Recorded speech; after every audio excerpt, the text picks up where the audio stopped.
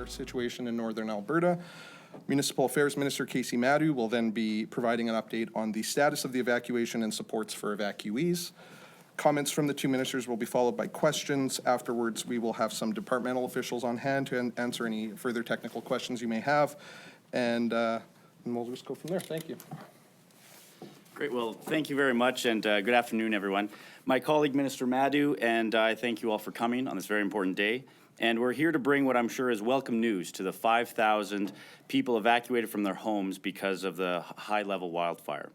And before we do that, as Minister responsible for forestry and wildfire response, I'd like to take the opportunity to thank the local officials, firefighters, pilots, volunteers, and all those who are helping on the front lines today.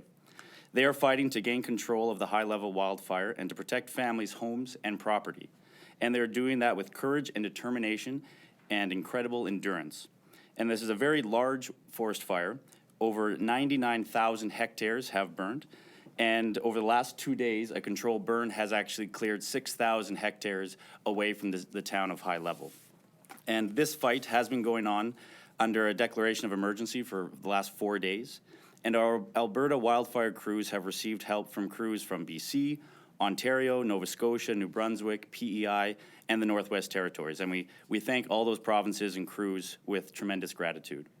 And this upcoming Sunday, I will visit the fire zone to talk and support in person our local brave wildfire fighters and first responders. We all recognize that endurance and resilience are a common and shared strength in Alberta. We have over 30 municipal fire departments up in High Level right now, and it's heartwarming to see that same compassion all across Canada. The people who are evacuated also show these strengths, and as the people that are helping them cope provide food, shelter, and other necessities. And with that, I'd like to turn it over to my colleague, Minister Madu, as he has an announcement that will help those coping have a lot of very good news. So thank you. Thank you, Minister.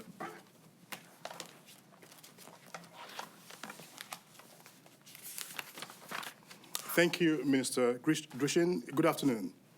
Since a wildfire displaced 5,000 residents in northern Alberta, I have been clear. Our government will be there to support the evacuees until the very end. Earlier this week, the Premier was in High Level, meeting with emergency management staff, firefighters, first responders, local officials, and evacuees to hear their concern. At the same time, I was in Slave Lake, where I met with men, women, and children at the local evacuation centers. In Slave Lake, I heard the concerns of evacuees firsthand, and I vowed to be there for them in their time of need. To the evacuees, I say this: we know this is a stressful time for you. You have been away from your homes for several days now, and that is tremendously difficult physically, mentally, emotionally, and financially. To those of you with insurance, compensation should be available. Your insurance company or broker can help. If you don't know how to get in touch with them, the Insurance Bureau of Canada can help. Emergency accommodations have been and will continue to be available to you through the registration centers.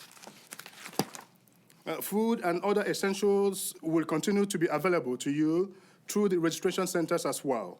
And come Sunday, May 26, emergency funds will become accessible.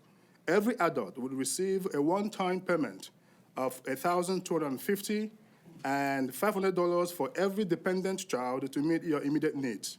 The first step is to apply online for My Alberta Digital ID. To help you, staff and volunteer workers will be on the ground Saturday and Sunday to help. After you register for your ID, you can register online for an electronic transfer of funds starting Sunday at noon. Please note, it can take up to 24 hours for you to see the money in your account. If you can't register digitally, you can register in person to get a debit card with the emergency funds you are entitled to.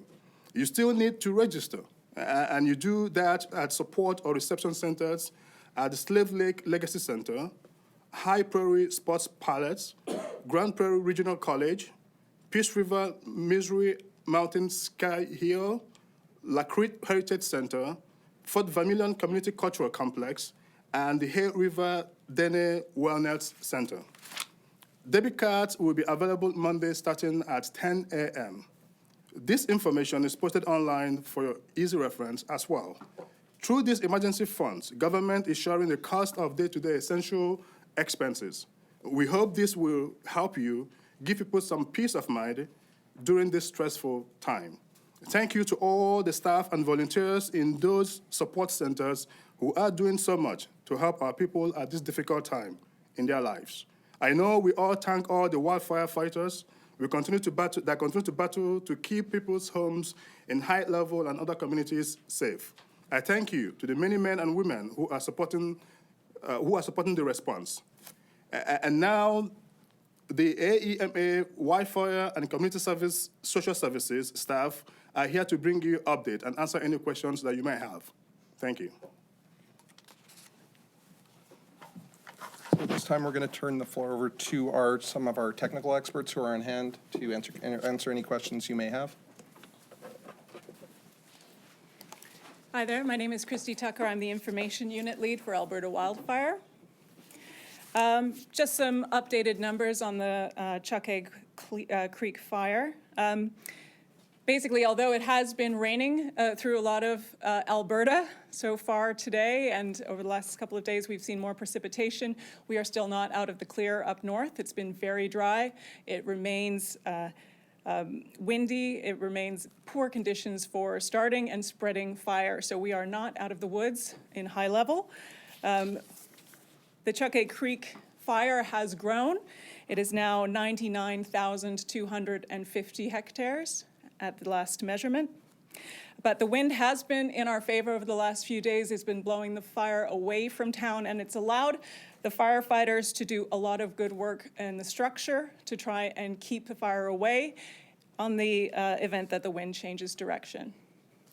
As the minister mentioned, the firefighters yesterday finished a controlled burn for an area outside of High Level and along the highway.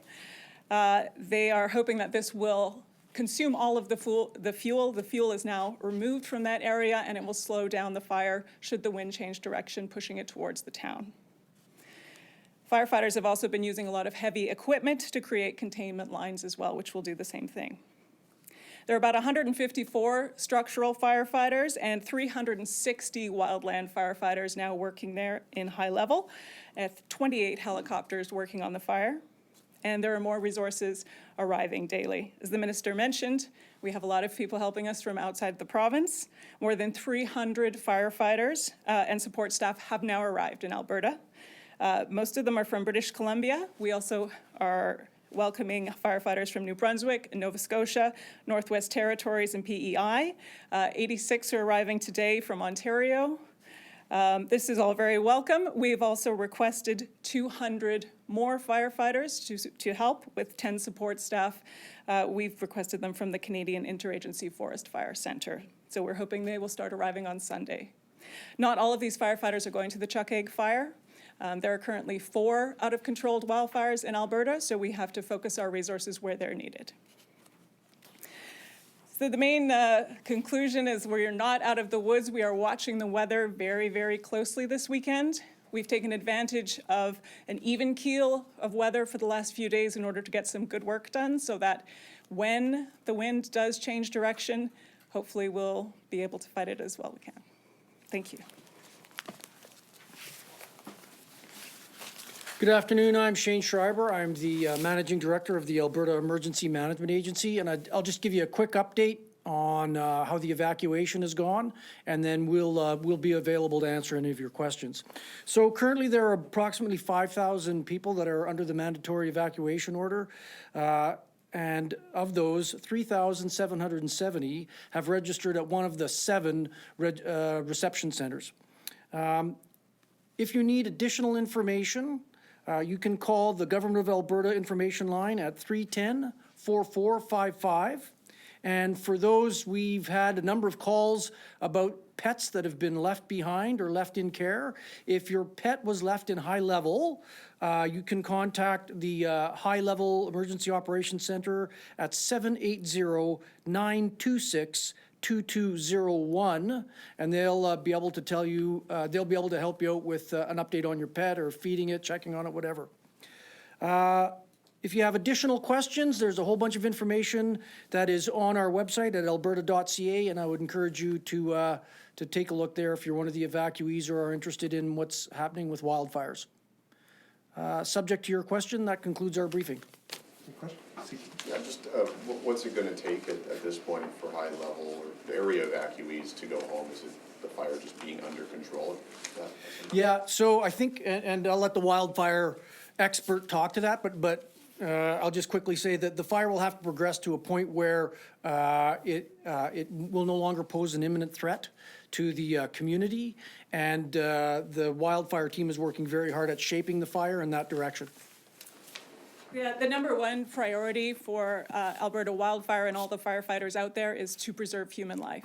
So if it's not safe for people to go back in the town, we won't recommend to the municipalities to let them back in. We need to make sure that people's homes and communities are safe, but most importantly, that nobody loses their life. With that initial 3-day timeline, is it fair to say that there is no timeline as of now for return? Yeah, so in terms of timeline, we're expecting the winds to pick up and change direction on Sunday. And then we'll see what happens after that.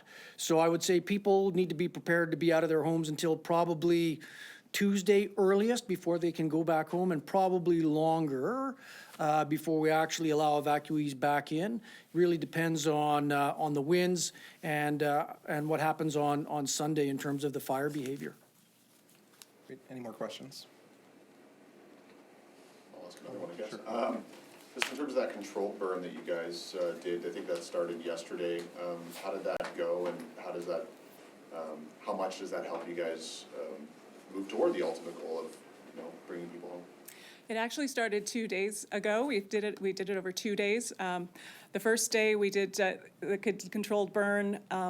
We had to stop because of a little tiny bit of precipitation, obviously not enough to help with the fire. And they continued the area on the second day. It was a big success. The key for that controlled burn is it just uses up all the fuel that would be driving the fire towards the town. So firefighters have gone through, it was a very successful controlled burn. They've removed that fuel, and they're making sure, the structural firefighters are helping us out a lot by checking for embers in the town to make sure that no residue from the safe controlled burn has moved into the town.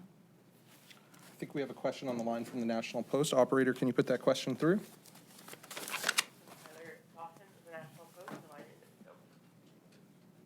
Yeah, sorry if I missed it when you were talking about pets. What about livestock? Has any livestock been evacuated, and if so, where has it gone? Yeah, some livestock has been evacuated. The municipal district has made arrangements for some farms and livestock holding facilities to be able to take and look after that livestock that has been evacuated. So it really depends from which area, but yeah, livestock has been evacuated in some cases. Thanks. I was given this question to ask, are you familiar with the online smoke mapping tool, firesmoke.ca? Just wondering if the website is accurate, or if there's another, I guess, tool that can show where the smoke is coming from and kind of heading to. Yeah, we have, I think a lot of people in Alberta may have noticed a little smoke in the air. There has been a bit of haze. The smoke is traveling pretty far. I understand the smoke is traveling as far south as Calgary, up to Northwest Territories, the Yukon. They might see some in Saskatchewan as well. So the smoke can travel with the right air conditions. I couldn't comment as to the accuracy of the site, but I'm sure if people have concerns about smoke, they should contact Alberta Health. Alberta Health has some resources online for people to check smoke and air quality in their area, or talk to their local doctor. Okay, great. Is that all? All right, thank you.